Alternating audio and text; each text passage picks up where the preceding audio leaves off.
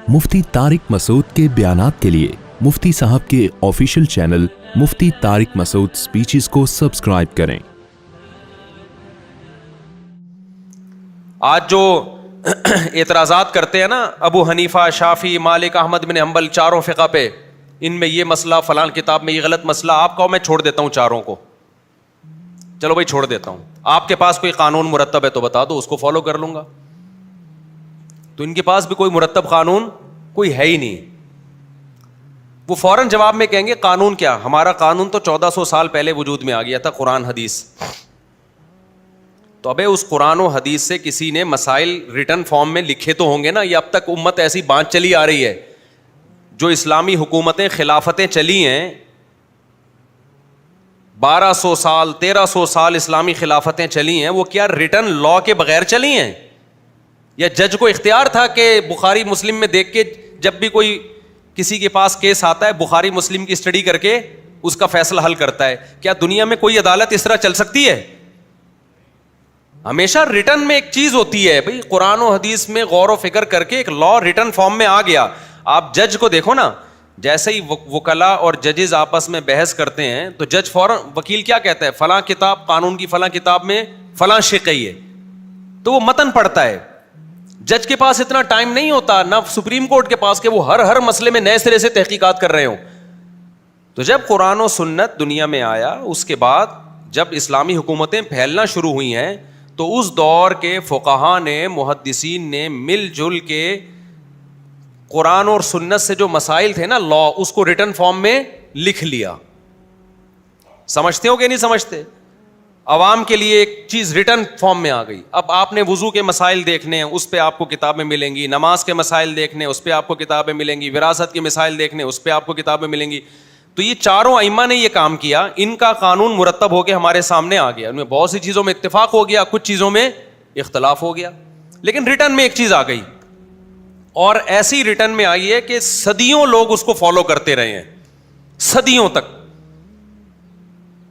अब क्या मसला है? अब आप कह रहे हो ये गलत है, तो आप सही ले आओ मार्केट। आप कह रहे हो मैं सही हूं, मैं कुरान हदीस की बात करता हूं, तो भाई आप जो बात कर रहे हो वो अलग है, वो वाला क्या कर रहा है? वो कुरान हदीस की बात कर रहा है, वो क्या है? वो अलग है। वो वाला कर रहा है, अलग है। तो आप मिलजुल के कुरान हदीस की रोशनी में इत्तिफाक़ राय से एक लॉ मुरत्तब क्यों नहीं कर लेते? उसका जवाब ये होगा, अब ये पॉसिबल नहीं है, इत्तिफाक होगा ही नहीं। मैं अहले हदीसों के खिलाफ नहीं हूं, इनमें जो मोतदिल अहले हदीस हैं वो मोतदिल हैं, वो उनके मैं खिलाफ नहीं हूं। लेकिन एक मेरा बड़ा अहम सवाल है अहले हदीस हज़रात से। आपने टेलीविज़न में देखा होगा, 2-2, 3-3 मुख्तलिफ मकातब फ़िक्र के लोग बैठते हैं। अहले हदीस हमेशा एक ही बैठते हैं, दो नहीं बैठेंगे कभी। क्यों? 2-4 मसाइल के अलावा उनका हर मसले में दूसरे से क्या होगा? इख्तिलाफ होगा। कोई एक अहले हदीस आलिम ऐसा नहीं है जो अहले हदीस मकतबा फ़िक्र को का नुमाइंदा हो। आप देख लें, कोई एक भी नहीं है। क्योंकि वो जो राय पेश करेंगे ना, दूसरे अहले हदीस की राय कुरान और सुन्नत की रोशनी में उसके खिलाफ, तीसरे की उसके खिलाफ, चौथे की उसके खिलाफ।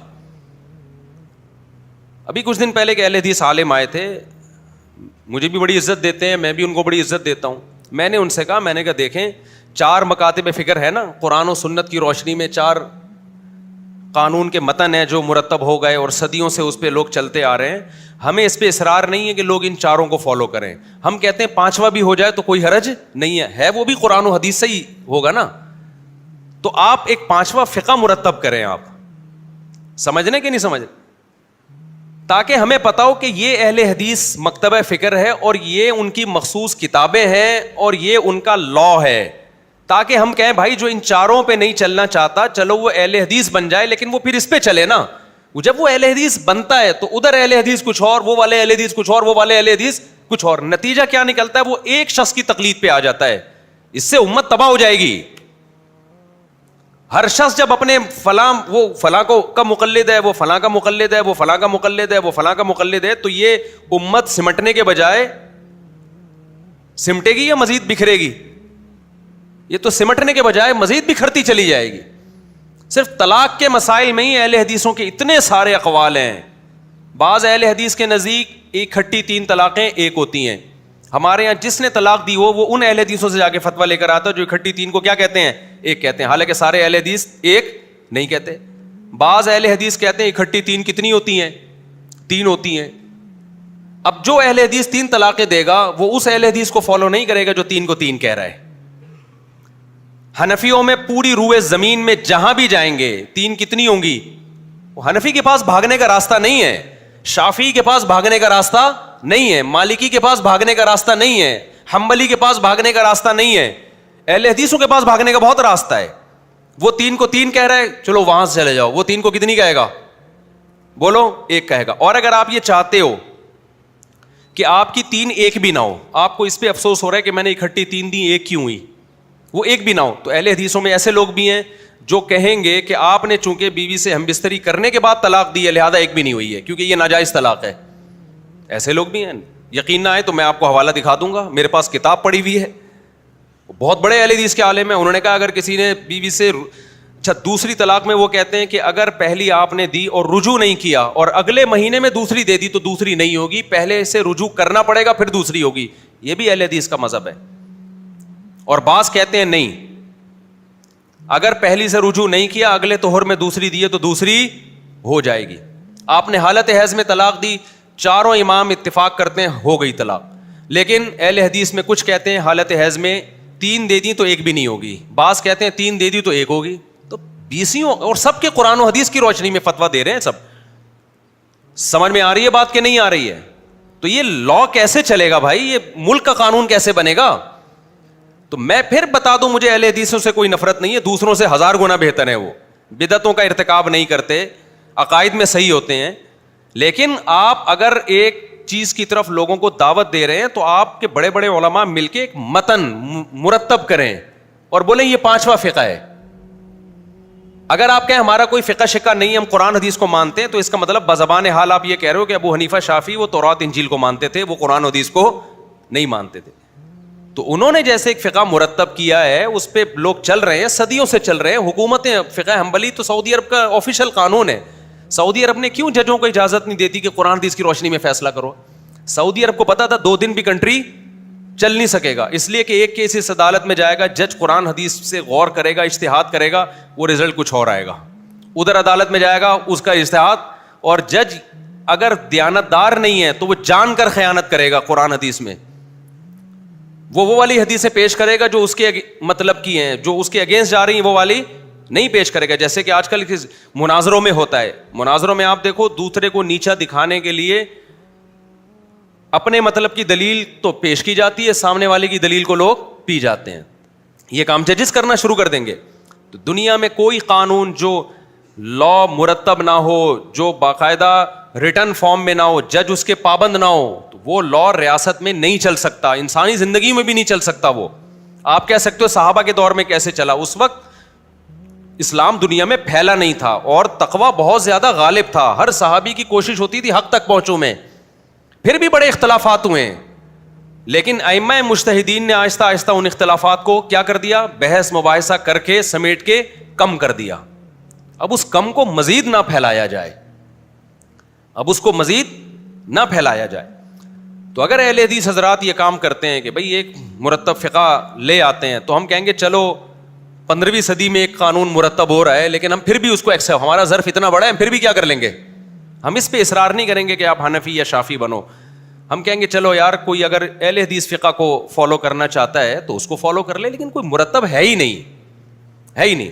میں نے ایک اہل حدیث عالم ہیں, بڑے میری دوستی ہے ان سے, میں نے ان سے پوچھا آپ اپنے مدارس میں کیا پڑھاتے ہو جب اسلامی قانون پڑھاتے ہو؟ دیکھو قرآن بھی پڑھا دیا, حدیث بھی پڑھا دی, لیکن جب ایک مرتب قانون آپ پڑھاتے ہو بچوں کو, مسائل سیکھیں وہ, تو کون سی کتاب پڑھاتے ہو آپ؟ انہوں نے کہا قدوری جو فقہ حنفی کی کتاب ہے, اور ہدایہ پڑھاتے ہیں جو فقہ حنفی کی کتاب ہے. میں نے کہا وہ کیوں پڑھا رہے ہو آپ بھائی؟ تو انہوں نے کہا ہم تنقیدی نظر سے پڑھاتے ہیں. ہم کس طرح پڑھاتے ہیں؟ تنقیدی, یعنی قدوری کی ایک عبارت پڑھی, اس میں جو عیب تھا جو ان کی رائے میں کہ بھئی یہ قرآن و حدیث کے خلاف ہے تو بتا دیا یہ خلاف ہے.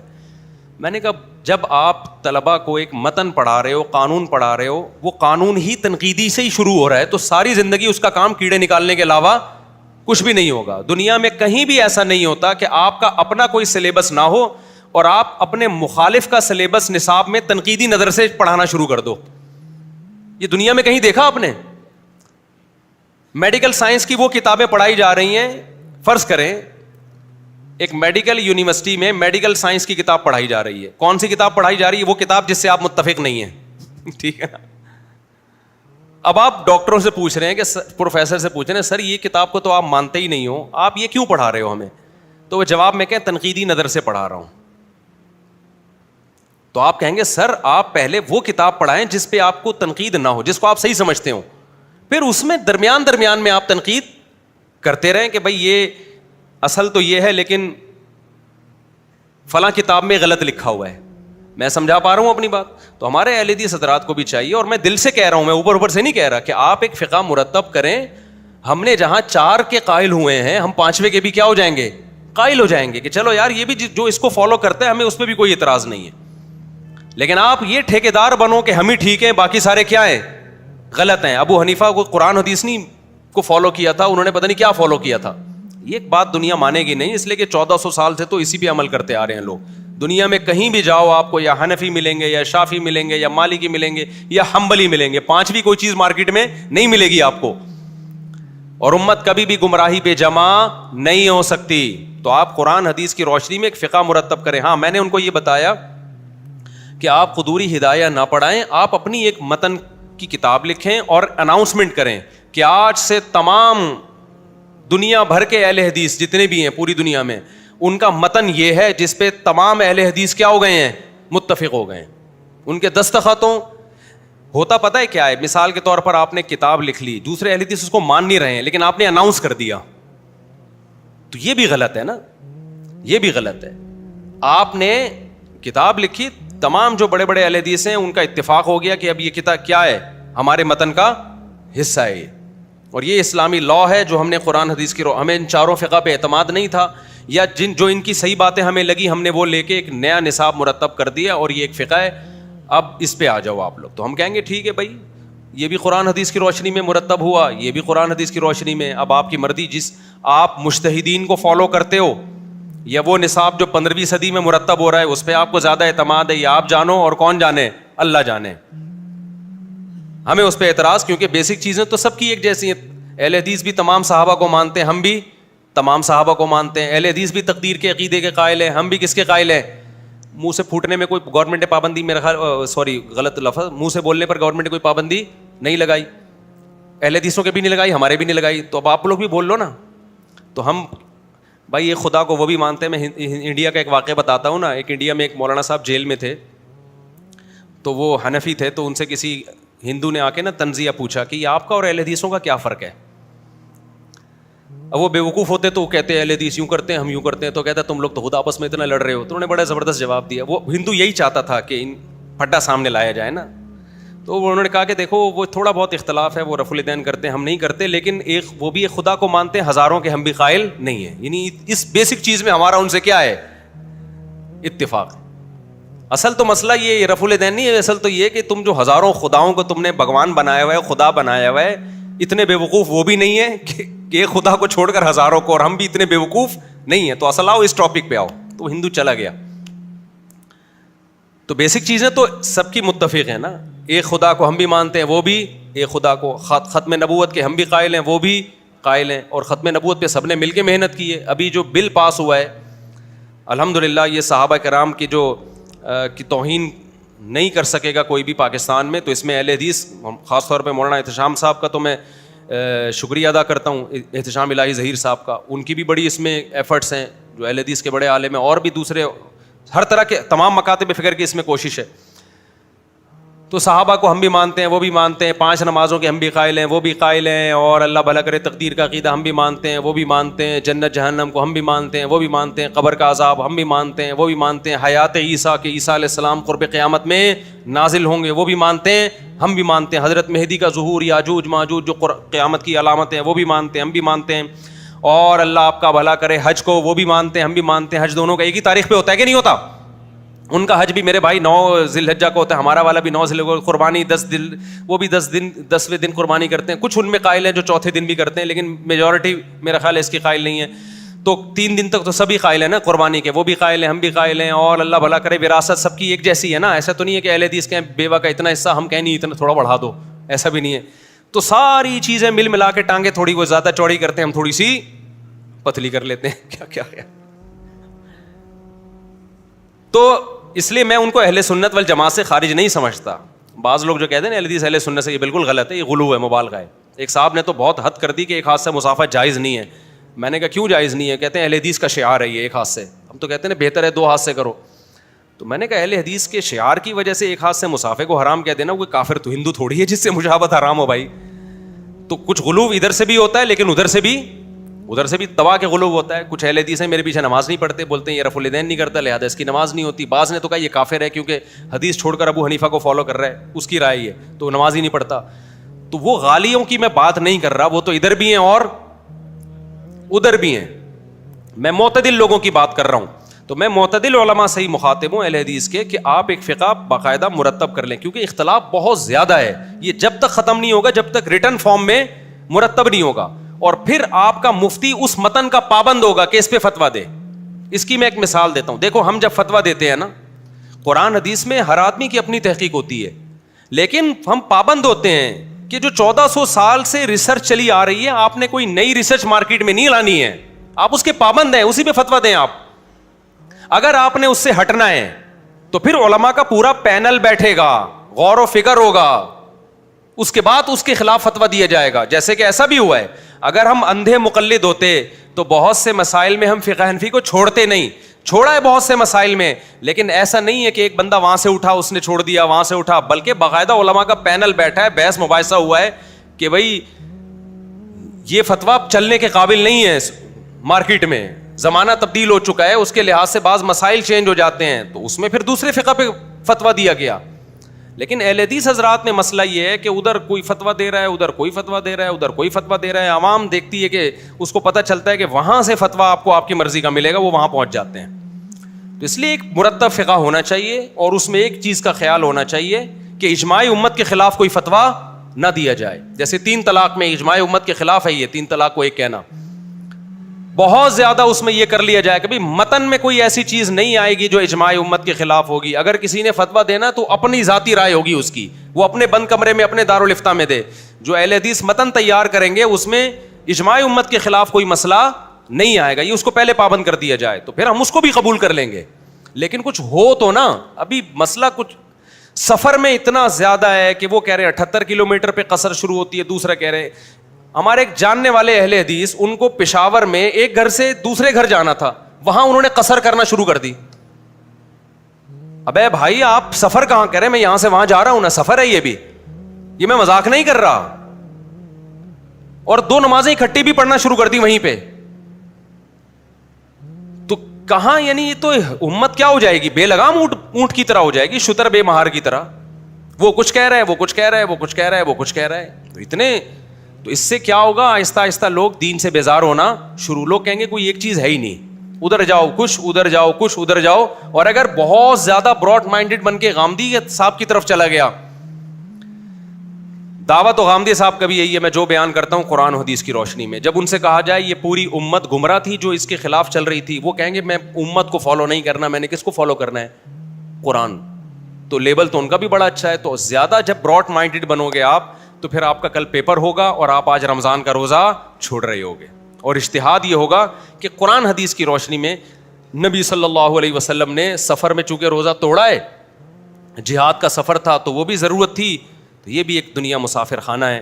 اور یہاں بھی یہ بھی بڑا جہاد ہے. آپ CA کا آخری پیپر چل رہا ہے آپ کا, اگر آپ فیل ہو گئے تو اگلے سیمسٹر میں بھاری بھرکم فیسیں ادا کرنی پڑیں گی اور ملک ترقی میں پیچھے چلا جائے گا. تو لہٰذا آپ کا کل پیپر ہے تو آپ روزہ توڑ لیں. تو اجتہاد تو یہ بھی ہے میرے بھائی, لیبل تو یہاں بھی ہے, اور کوئی نہ کوئی نص کا حدیث کا حوالہ تو محترم بھی دیتے ہیں.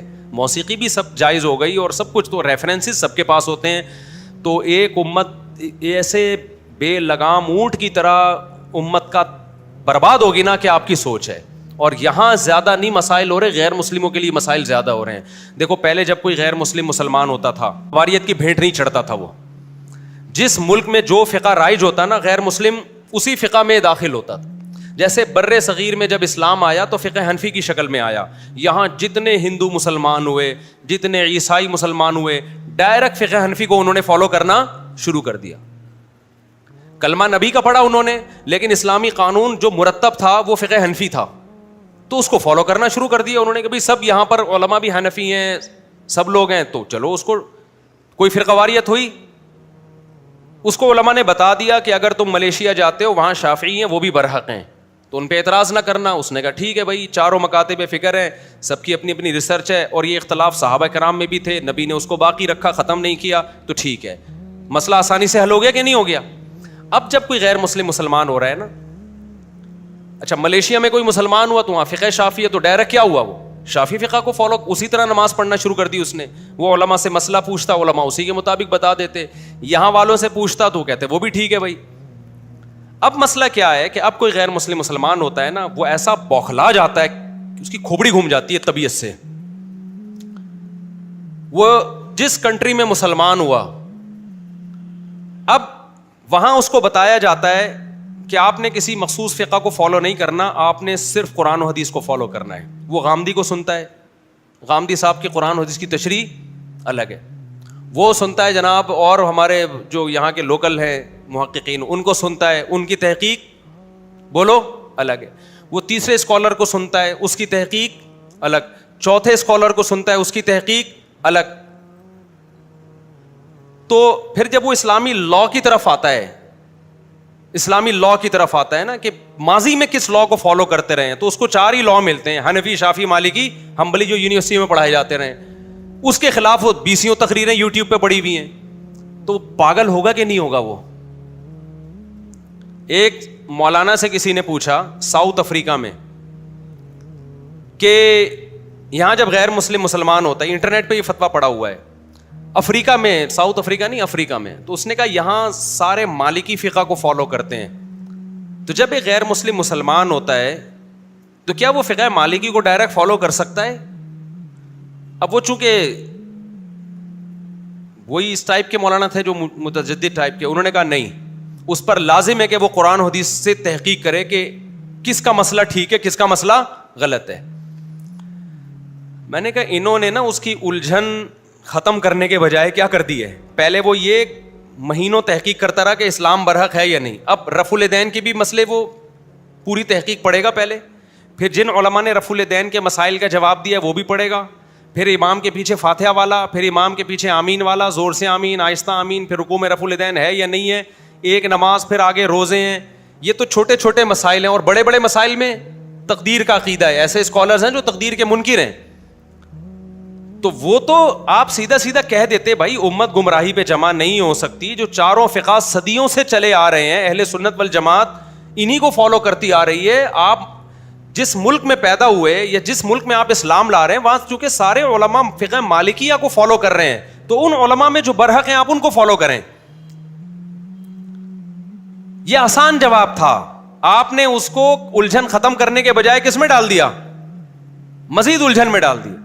بعض دفعہ جب مفتی کو جواب نہیں آتا نا, تو سوال پوچھنے والے کے کوئی سوال میں الجھا دیتا ہے وہ, تو دیکھنے میں لگتا ہے کہ یہ مسئلہ حل کر رہا ہے, حالانکہ مسئلہ حل نہیں کر رہا ہوتا, وہ مسئلہ اس کے لیے بڑھا رہا ہوتا ہے. ایک مثال دیتا ہوں میں. ایک گاؤں میں ایک مفتی صاحب گئے, ان کو آتا باتا کچھ نہیں تھا, وہ مفتی تھے نہیں, پڑھا بڑا تھا نہیں انہوں نے. اب لوگ مسائل پوچھنے کے لیے آتے ہیں, ان کو جواب نہیں آتا, تو انہوں نے کیا کیا کہ اپنے استاد سے مشورہ کیا کہ حضور میں نے تو مدرسے میں بنٹے کھیلتا رہا ہوں, مجھے آتا واتا تو کچھ ہے نہیں, اب لوگ مسائل پوچھنے کے لیے آتے ہیں تو میں کیا کروں. تو انہوں نے کہا کہ بھائی دیکھو سائل کو الجھا دو. اب دیکھو جو افریقہ سے جس سائل نے سوال پوچھا تھا نا کہ غیر مسلم مسلمان ہو رہا ہے تو وہ کنفیوز ہے, تو اس نے تو یہی کنفیوژن تو پیش کی تھی کہ صحیح کون ہے غلط کون ہے.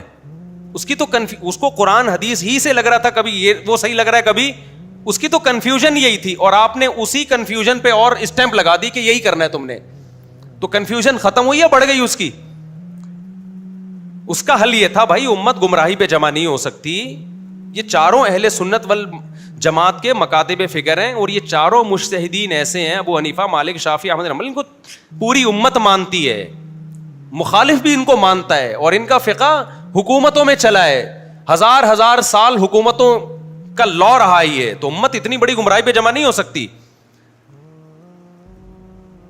تو آپ نے کیا کیا, بجائے اس کا مسئلہ حل کرنے کے اس کو اور زیادہ کنفیوژن میں ڈال دیا. تو اس کی میں ایک گاؤں کی مثال دے رہا تھا. ایک مولانا صاحب, علم نہیں تھا ان کے پاس, وہ گاؤں دیہات میں گئے, تو اب کوئی بندہ مسئلہ پوچھنے کے لیے آ رہا ہے, نماز میں ایسا ہوگا کہ نہیں ہوگا, وہ ہر چیز میں شک. ایک بندہ آیا کہ چوہا گر گیا کنویں میں, کتنے ڈول پانی کے نکال لیں. تو انہوں نے کہا جی اس کی پہلے تحقیق کرو کہ گر کے مرا ہے یا مر کے گرا ہے. ہر ایک کا حکم کیا ہے, جدا جدا. جب تک یہ تحقیق نہیں ہوگی تو مسئلہ حل نہیں ہوگا. اب وہ بیچارہ کہاں سے تحقیق کرے گا, مر کے گرا ہے کہ گر کے مرا. تو اس کی کنفیوژن ختم ہونے کے بجائے بڑھ گئی کہ نہیں بڑھ گئی. آپ اس کو بتا دیتے مر کے گرا ہو یا گر کے مرا ہو, میرے بھائی گر کے مرا ہو تو اول تو کوئی حکم میں فرق نہیں, لیکن فرق ہوتا بھی. احتیاطاً اتنے ڈول نکال دو. ہمارے پاس جب مسائل آتے ہیں نا, لوگ سوال پوچھتے ہیں, بہت ساری شقیں ایسی ہوتی ہیں جو قابل تنقیح ہوتی ہیں. تنقیح کا مطلب اس کو سمجھنا ہوتا ہے. تو میں نے جو میرے ماتحتی میں کام کر رہے ہیں ان کو میں نے کہا ہوا ہے کہ کبھی بھی ایسا نہ کرو کہ سوال پہ سوال لکھ کے بھیج دو مستفتی کو. سوال پہ کیا لکھ کے بھیج دو کہ آپ نے یہ سوال پوچھا ہے لیکن اس پہ چند سوالات اٹھتے ہیں, یہ سوال کا وہ, اور مصیبت میں پھنس جاتا ہے. میں نے کہا سیدھا سیدھا, تبھی میں جو بھی سوال جمع کرتا ہوں فون نمبر ڈلواتا ہوں اس میں. میں نے کہا سیدھا سیدھا آپ نے فون کر کے اس سے جو چیزیں آسانی سے جواب دے سکتا ہے لکھ لو, جن کا جواب آسانی سے نہیں دے سکتا وہ اس کے بس میں ہی نہیں ہے, بعض چیزیں نہیں پتہ ہوتی, تو ان کے بارے میں لکھ دو اس کا مستفتی کو جواب معلوم نہیں ہے. اور اس کو ٹو دا پوائنٹ بات کرو اس کے سامنے, شقوں میں نہ ڈالو اس کو. کچھ چیزیں تجربوں سے سیکھتا ہے نا انسان, وہ پڑھ کے اور بوکھلا جاتا ہے یار یہ تو. اب مثال کے طور پر جبری طلاق کا ایک مسئلہ کچھ دن پہلے آیا, تو ہمارے جو شاگرد ہیں نا اس نے جواب لکھا کہ اگر بہت زیادہ دباؤ تھا, جبری طلاق زبان سے دی جائے تو باہر صورت ہو جاتی ہے, ریٹرن دی جائے تو جبری طلاق نہیں ہوتی, لیکن جبر کی کچھ کنڈیشن ہوتی ہیں. اگر بہت زیادہ دباؤ تھا تو طلاق ہو گئی ہے, بہت زیادہ دباؤ نہیں تھا تو طلاق نہیں ہوئی. میں نے کہا اس کے پاس کوئی ترازو رکھا ہوا ہے جس میں وہ دباؤ کو ناپے گا بیٹھ کے, اتنے کلو دباؤ تھا تو ہو گئی ہے, اتنے کلو دباؤ نہیں تھا تو نہیں ہوئی ہے. بعض دفعہ یہ جواب لکھ دیا جاتا ہے کہ اگر یہ ڈر تھا تو ہو گئی, اگر مگر کر کے نا. میں نے کہا بھائی آپ اس کو فون کرو, کراس کوشچن کرو اس سے کہ آپ کو کیا خطرات لاحق تھے اگر آپ ریٹرن طلاق پہ سائن نہیں کرتے. آپ اس کو یہ نہ بتاؤ کہ ہم جواب لکھنے کے لیے پوچھ رہے ہیں, آپ اس کو بلا لو یہاں پہ, اس سے پوچھو. اگر آپ کو لگے یہ جھوٹ بول رہا ہے اس کی بیوی کو بھی بلواؤ, تاکہ اگر جھوٹ بول رہا ہے وہیں پکڑ لے اس کو. بسا اوقات ہم یہاں فیملی کو بلاتے ہیں طلاق کے مسائل میں, اس سے پوری تحقیق کرتے ہیں, اس سے اندازہ لگاتے ہیں کہ اس کو دباؤ تھا یا نہیں تھا تو کتنا تھا. تو پھر جواب یہ لکھا جاتا ہے کہ چونکہ سائل کو اتنا دباؤ تھا اور اس کو جان کا خوف تھا, اور واقعی ہم نے جو تحقیق کی اس سے لگتا ہے کہ واقعی اس کو خوف تھا, لہذا طلاق واقع نہیں ہوئی. اور بعض دفعہ یہ ہوتا ہے کہ سائل پھینک رہا ہے, اس کو کوئی دباؤ نہیں تھا, بس بہو کیا کسی نے اور اس نے سائن کر دی, اس کو کہہ رہا دباؤ تھا. صحیح ہے نا, یہ بھی اس کو بھی لوگ دباؤ سمجھتے ہیں. تو یہ جو ہے نا, تو اب آپ کیا کر رہے ہیں کہ یہ جو مبہم بات کر رہے ہیں بھائی قرآن حدیث پہ آ جاؤ. قرآن حدیث پہ تو ابو حنیفہ بھی آئے ہوئے ہیں, شافعی بھی آئے ہوئے ہیں, سب کے دعوے ہیں قرآن حدیث پہ آنے کا. تو آپ کوئی نئی چیز لے کر آ رہے ہو کہ کوئی نیا قرآن کوئی نئی حدیث لے کر آ رہے ہو, تو سب کو قرآن حدیثی پہ آنا ہے, لیکن ایک مرتب فقہ ہونا چاہیے. جب تک وہ ریٹرن میں نہیں ہوگا اور اس پہ آپ لوگوں کا اتفاق نہیں ہوگا, اس وقت تک اس کو لا نہیں مانا جا سکتا, قانون نہیں مانا, لوگوں کو حکم نہیں دیا جا سکتا کہ اس کو فالو کرو آپ. ورنہ اکائیاں آنا شروع ہوں گی, ایک اکائی وہاں سے, ایک وہاں سے, ایک وہاں سے, ایک وہاں سے. تو ان اکائیوں کی بھیٹ عوام کو نہیں چڑھایا جا سکتا. عوام ایک پراپر لا کو فالو کرے گی. تبھی آپ حنفیہ یا شافعیہ میں دیکھ لیں, پوری دنیا میں جہاں بھی جائیں گے آپ کو ایک فتویٰ ملے گا. پوری دنیا میں جہاں سے بھی آپ شام کے حنفی علماء سے فتویٰ لیں ایک ملے گا, یہاں سے فتویٰ لیں, انڈیا سے لیں وہی ملے گا, آپ بنوری ٹاؤن سے لیں وہی ملے گا, جامعۃ الرشید سے لیں وہی ملے گا, پنجاب سے لیں وہی ملے گا, ترکی میں دارالفتہ میں لیں وہی ملے گا. الا یہ کہ جدید مسائل, وہ جدید مسائل ہیں ان میں اختلاف ہوتا ہے. قدیم تو پہلے طے ہو چکے ہیں سارے, اب اس میں نئے سرے سے عوام کو ڈالنا, اس سے امت میں بجائے اتفاق کے کیا ہوگا, مزید امت ٹوٹے گی.